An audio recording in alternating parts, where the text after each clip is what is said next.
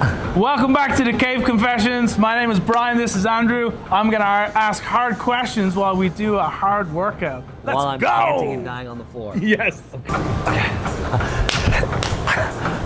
You know how long it's been since I've been on a treadmill? You're just all power, eh? Just strength workouts, That's power right. at the gym. I love it. Well, I play hockey, walk the golf course. What else do you need? Yeah, it's true. And how often do you golf? As much as humanly possible. Last year I got 70 rounds in. 70? Yeah, 68 to be exact, but yeah. Good God. Well, that kind of does lead me into the intro because from what I see, there's a lot to go through today. But you've been to Trinity, we've hung out. I know a lot about you from following you online. Yeah. But like, it's cool because some people don't know anything about you. And so now's a chance to kind of fill people in on what I see as a cool dude and the amount that you do. So why don't you introduce yourself and let people know who you are? Okay, well, I'm Andrew Perrie. I run 4 offices for a real estate brokerage called Rebel Realty. I've got 4 children. I live in Niagara-on-the-Lake, but a lot about me is kind of more about how my brand positions our reputation in order to get business. Okay. So we don't spend money on things like online leads or advertisements. We focus on relationships, events, and basically brand recognition. So, you know, we'll do a lot more of things like this. Yeah. As opposed to spending all of our time and money researching marketing campaigns, we just decided that we wanted to connect with people on a human level. That being said, you take out the 4 offices, you take out the community stuff, you take out all your work stuff, and you have to describe yourself again. What's left? I don't know. I guess just a kid who's still trying to figure everything out. At the end of the day, everything's new to me. Every experience, I try to look at it through a innocent lens. And as I grow older, I can relate some of my past experience to make better decisions. But to me, I try to look at everything from an opportunistic standpoint. Do you find a lot of the time when people talk to you that they kind of go, oh, you're not really like what I was expecting? You know what? It's weird because this is not my problem, by the way. This is your problem. Yeah. Because most people will see, like, hey, I've just met you. You seem like exactly how I expected. And then there's other people who have these perceptions built up against me that when I meet them, they're like, wow, you're nothing like I thought you'd be. Either way, when you meet me in person, hopefully it turns out better than you expected. Yeah. Yes. Do you ever go, well, what the hell did you think that I was like? No. Oh, you literally just like, that's a you problem. No, I get it. Like, I get it. There's a lot of people that look at me and how I put myself out there, and they just think, oh, I can't believe this guy's doing, like, it's a more of, how embarrassing, where it's like, hey, I don't care, man. This is what I wanted to feel or post at the time that I did, and it really has nothing to do with you. You're actually doing real well. Oh, thanks. Not that I'm surprised, but like, to get the technique down and keep it at like 2 minutes is great. You're hardcore. I love it. Attaboy. I lost my train of thought, but I had a good question because, oh yeah, how do you not feed the urge to just backchat a bit? Well, what did you think I was? Or what was this view? No, I just, it's not their life. They've got nothing to do with it. They're just spectators. Yeah. But the biggest thing I could say is what I've learned over the last couple of years anyways, is that I'd rather be judged upstairs than right here on earth by others. Be judged by God than judged by any of you. That judgment doesn't mean anything when it comes from somebody else. Have you always been super religious? No, never. I grew up always like, never really praying. Yeah. Definitely never praying like how you're supposed to anyways. Yeah. And so we never went to church. We never did any of that. When we get together with Christmas, Thanksgiving, like my grandmother might say a prayer or something. But yeah, no, it wasn't until probably 2023, 2 years ago. Really? Yeah. What changed? Well, you know what? Let's do 20 box jumps. Let's do 20 box jumps first. Yeah. Okay. This is like, it's like skateboarding. That's so fun. I'll have to cut out all the heavy breathing. That's the raw footage that we want to see. So I was doing like pretty aggressive workouts like this, and one day I just like posted a picture of myself online. I was like lying on the ground, took a selfie. I put like skull marks on my eyes. And I was like, man, I'm dead. Like, this is just nuts. So tired. So I had a good friend reach out to me, and he's like, dude, you're, what was I, 36 at the time? It's like, there's no way that you should be this tired. Like, as a man who plays all these sports, works out, Yeah. should be no way. So go see my private doctor in Mississauga, and maybe with any luck, she'll prescribe like testosterone or something. Yeah. I'm like, dang, this is great. I'm like, now I can finally like get jacked. Because I've been working out since I was 24. No real change. Yeah. Mind you, I do eat like a lot of bad stuff. But during the day, They didn't catch that of bad stuff. Bad stuff. during the day, I'm eating pretty healthy. So anyways, I see the private doctor. We just start doing our profile, right? So Yeah. running test, breathing test, everything looks good. Next is to do the blood test, urine test. And so when I did all that, I got a phone call from the doctor. And the doctor's like, hey, listen, you need to get yourself to the Shoppers Drug Mart and get some aspirin. I'm like, I'm pretty sure I feel fine. And she's like, no, like you're at risk for stroke and blood clots. So I'm like, fuck, the vaccine, man, those bastards. Oh. Trust me, I didn't want to take that, but that's a whole nother podcast. She's like, what? I'm like, what's going on? And she essentially just said, like, your platelets are very high. I'm like, what does that even mean? What is a platelet? So I had no idea what that was even. So she said, listen, Andrew, like, this could be cancer. We got to do a bone marrow biopsy. Jesus Christ. Yeah, so I did a bone marrow biopsy. That's not fun either, by the way. Like, they come in right here, and they can't numb anything below like your muscles, right? For our viewers, can you show us exactly where it is with no clothes? I'm just kidding. So Yeah. So we did that. They took out like a 2-inch piece of bone, Yeah. and they determined that so I have a rare blood cancer called ET Currently. currently. Yeah. So it's not something that you can get rid of. Okay. So at the moment, anyway, it's like blood cancer is blood cancer. It's like all around you, in you. There's nothing you can do. So these elevate my platelets so that, by the time it's like midday, 1 o'clock, like I could get very, very tired because the blood flow is not, even, and it's like honey, basically. Yeah. So imagine like a thick syrup running through your body. So I have to take a blood thinner every single day. I moved on from aspirin to a pill called Plavix. And so it's called ET. It's called Essential. I'm gonna screw this up. You might want to like Google it and then like put the name on top. We'll put a link just here. Essential Thymosophobia or something like that. So it's a relative of what's called JAK2. Okay. So there's 3 main cancers: lymphoma, leukemia, and JAK2. So the doctor's like, you're gonna love this. The doctor's like, out of all the cancers to have, this is the one you want. Oh yeah, like, yeah. okay, great. Thank God. So yeah, it's something that I'm either going to be able to live with, hopefully, for the rest of my life, and it's just going to be minimal impact, or there's a 1% chance that can turn into leukemia. So that's what changed. I don't want to say in a time of desperation, but was it just like I need like a higher power to just definitely. guide me? Well, I was working out, and forget what I was doing in my garage. Like a tricep pull down or something, and I had like my arms here, and I just buckled, fell to my knees, bawled my eyes out. It was like 4:30 in the morning, and that day, one of my good clients had called me and said, Andrew, like, I know you're going through something.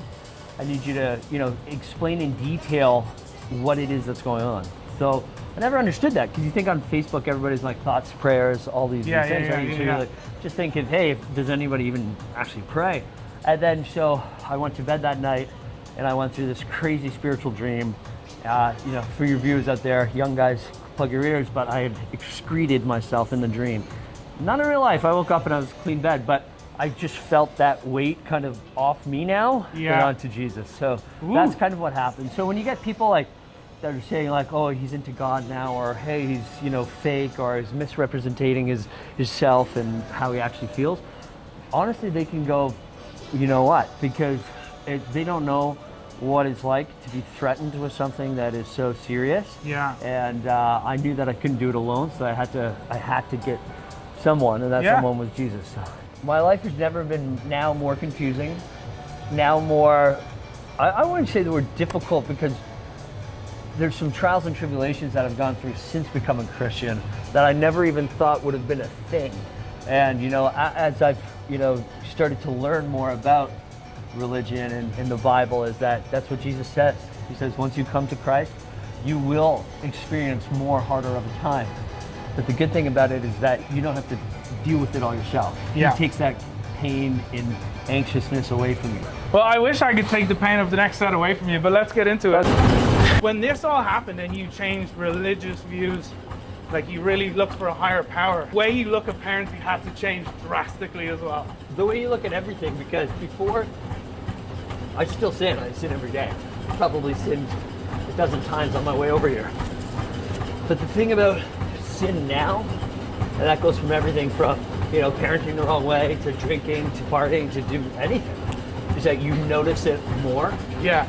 You're more regretful. And as my journey moves along, those sins become less tempting and more obvious to avoid. So, things like trying to parent when you're hungover, okay? That is the stem of another cause, which is drinking, and that's just a trigger from something else. And so you start to begin to be more aware. Yeah. And most people who I've met who are sober are religious or Christian or Catholic or some derivative, because they were able to transfer all of that weight that they've been carrying to Jesus. That you now look back to and you're like, fuck, I can't believe I did that. Yeah. Like lots of things? Yeah.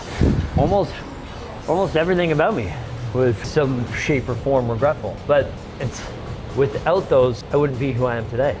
Like the chain of events that's led up to my 4 children, the family that I have now, the life that I live now, was all meant to be.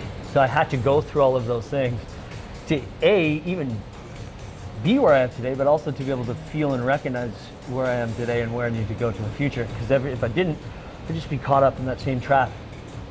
Drinking on Fridays, Saturdays, lunch beers. I'm not saying I've completely cut that out.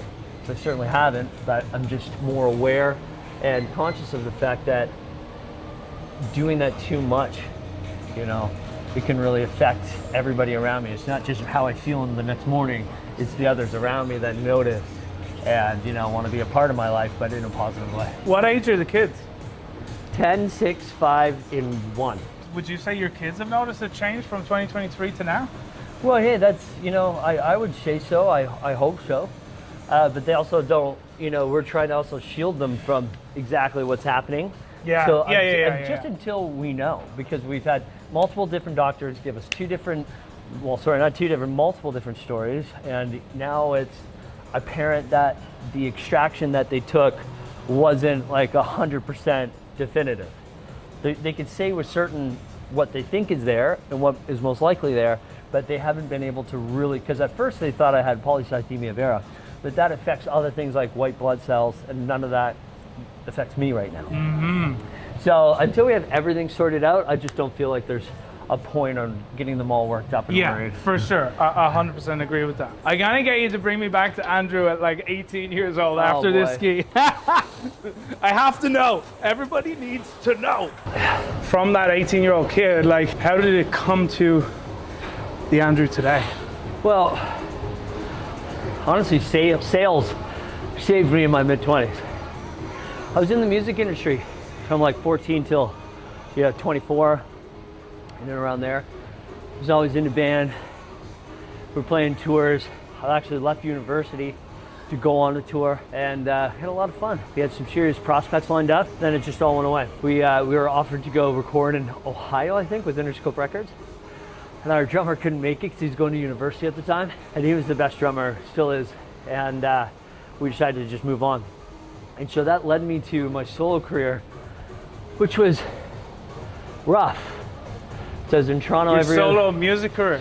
Well, yeah, because I was singing on like rock vocals on like hip hop, pop, EDM. Yeah. And it was such a fun experience, but it also led me to a life of serious partying. Oh God. So Yeah. I never took it seriously. Yeah. And so it was, after hours until 7 a.m. You do a show at a nightclub or Dundas Square. Like, we were pretty big. And then we go and party after till like 6 or 7 in the morning at an after hours club. So when I got into sales, I worked for LA Fitness, and that gave me so much structure. It allowed me to understand and perfect my skills, which is just talking to people. Yeah. And then we were able to move up the ladder quite quickly. And then I got my own club in Niagara Falls. LA Fitness. Yeah, so I was the GM of that club. One of the fastest people to actually move up to GM and get their own club at LA Fitness Canada. And so I did that. It's where I met my wife. Well, we're not married, but like, she's my partner in life, and she's such a great mother. And I met her there through another series of events that, honestly, it's a little hard to talk about because it's not my story, but essentially something serious had to happen in someone else's life in order for me to meet my wife. Yeah. And to have my kids. And that I will never forget, and I will always be grateful for, because essentially someone else had to lose a life in order for me to get there. And so I'm always conscious of that. I'm always thinking of just how grateful I am to be here. But that job led me to meet her, led me to my children, and led me to the life that I'm able to live now. And the sales, honestly, that's why I made it my mission in real estate. That's why I started a team. So I wanted to help people. But I realized that real estate's just so different. Like, you're your own business owner. Like, getting people motivated who don't want to be motivated is impossible. Yeah. But when you come and work for somebody like LA Fitness, it's ingrained in you that you want to move up, you want to do better, be the obvious choice. And in real estate, and I don't blame anybody, that's either why they got into real estate, maybe they have a second job, maybe they're a single parent, maybe they're a new mom. So I don't fault anybody for it, but I just wanted people to understand that there's more to life. And if you're feeling stuck, if you're feeling like you're not worthy, if you feel like you'll never really grow or be somebody that you always thought you'd be, get into sales. Like, sales will change your life. Sure, you could go start a business, fine. Business costs a lot of money to start up. It's a lot of hard work, and I'm not discouraging anybody from being their own boss. What I'm saying is, get a sales position first. Yeah. Learn how to increase your business or increase your pay by just simply working harder, doing things more efficiently, and just not being afraid to talk to people. Yeah. Because that single job changed my entire life, just by adding structure and teaching me systems. That's it. You're speaking right directly to my soul. Tried my hand at electrician, and then finally found my way to door-to-door sales, which I was doing for like 10 years. Yeah. And 100% put everything down to that, where I've learned all my skills and systems and grit and determination, right? That's right. And one thing that LA Fitness taught me, and I put this on all of my marketing, like all of our sellers guides, buyers guides, so our clients know, but also our agent facing material, is that your ability to succeed is in direct proportion to your ability to communicate with as many different types of people as humanly possible in a positive way. So no amount of lead generation, bus ads, bench ads, video content, social media influencers, none of that matters at all if you're not willing to just go and talk to people on a real basis, in the grocery store, at the gas station, anywhere you are, strike up a conversation. You'd be surprised what that can change in your life. Imagine just talking to people, eh? It's so weird. Yeah. People get into sales and they don't want to talk to people. That kind of pivotal moment in Niagara on the lake that led you to the mom of your kids now, was that someone close to you? What's that, sorry? The unfortunate passing. Yes, yeah. Sorry, yes. That was, one of my old mentors. And so, and the reason I asked you that, because does that hold a lot of weight with your relationship in that you think about that person a lot? I wouldn't say, I'd be lying if I said that was true, but it's more of like, it's always there in the back of my mind that I have to be grateful for where I am because of where I was. Yeah. And how I got here. So yeah, absolutely. Is there particular parts of your, like the older personality that you've changed now that you're like, thank God I did that? Oh man. Or I should say the biggest learning, or the toughest learning curves you had to go through? Well, okay, here's a really, really good example. So when you're driving, and somebody's going in slow in front of you or cuts you off, your immediate, Yeah. fuck you, what are you doing? Right? So now I have the ability to go through that moment, and before I honk the horn, stop myself and just say, that's another human behind that car. And so my point is that I've learned to stop judging people. Because honestly, you think you have these things about people just subconsciously, and you're like, man, why did I always think that about this person? And so removing that judgment has improved my mood and my mental health drastically. Like, there used to be times, man, and up until, like, you think that cancer would be the worst thing that's ever happened to you. For me, it was the best, because there would be nights where I wouldn't be able to sleep. Depressed, anxious about death, or just anxious about money, future, like all of it. And there'd be sometimes where you just simply can't sleep, afraid to close your eyes. And, you know, now that judgment is huge, because you're either judging yourself or you're judging others. And through this entire process, I have none of that. I sleep like a baby. I'm knocked out by 8:30 p.m., 9 p.m. You know, now I have 3 extra kids since that moment, but still, they make me pretty tired. But I just think once you just remove all that extra noise, and all you have to think about is making people feel good and taking care of yourself, then nothing else matters. You have such a wealth of knowledge and like clarity of thinking right now that it's like, if someone, like if I was to say, Andrew, I need your help, I'm like going through it right now, I can't sleep, I'm depressed, I'm anxious, I can't, you're like, fuck, that was me. That's right. How would you help someone out of that? I'd just say, hey, listen, brother or sister, I hope you really don't mind, but this is what I want to do for you. Number one, I want to know exactly what you're going through, if you'd be so bold to tell me, and I'm going to pray for you. And I also would like to send you a Bible verse. I want you to read it, you know, like just take it for as it is. And because a lot of people, if they're reaching out to me recently, they know what I've been going through. They know what my walk with God has been like. So they're most likely reaching out to grab a piece of that advice. Yeah. So I'm just, you know, and I pray every day. A very simple prayer is, God, bless me to bless others. And I always end my prayers like that, because that's what I want to do, is to be able to bless others, because life's way too short to be sad and worried about the future and worried about things that you can't change. And if you think about all the best business books ever written, they all take some pieces from the Bible. So if you want the best business book ever, best health book ever, it's the Bible. It's just what it is.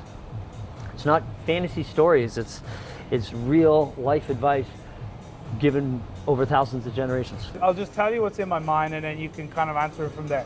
Did you ever think that you're this way, or know why you're so giving and want others to be happy so much and have such a care for how other people feel?